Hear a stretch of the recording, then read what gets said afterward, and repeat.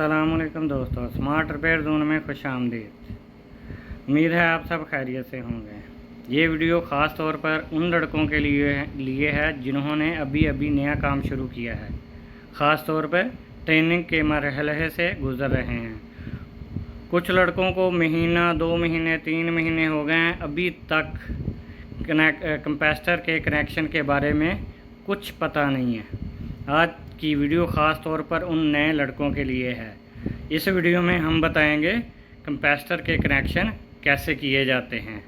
ये 2 मिनट की वीडियो नए लड़कों के लिए बहुत ख़ास और अहम होने वाली है।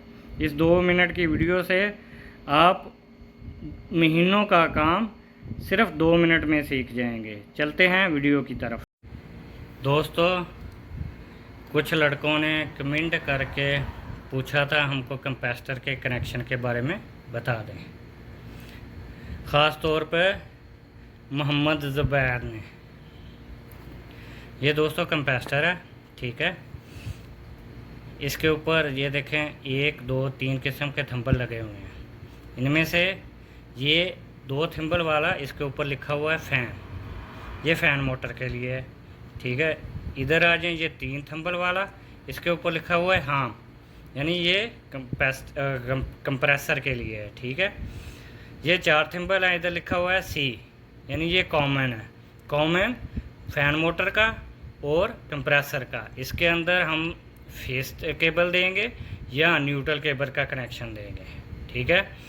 ये फ़ैन मोटर वाले जो 2 थंबल हैं, इसके अंदर फ़ैन मोटर की स्टार्टिंग केबल लगेगी, ठीक है। ये कंप्रेसर के 3 थंबल हैं, हाम लिखा हुआ है, इसके अंदर कंप्रेसर की स्टार्टिंग वायर लगेगी, ठीक है।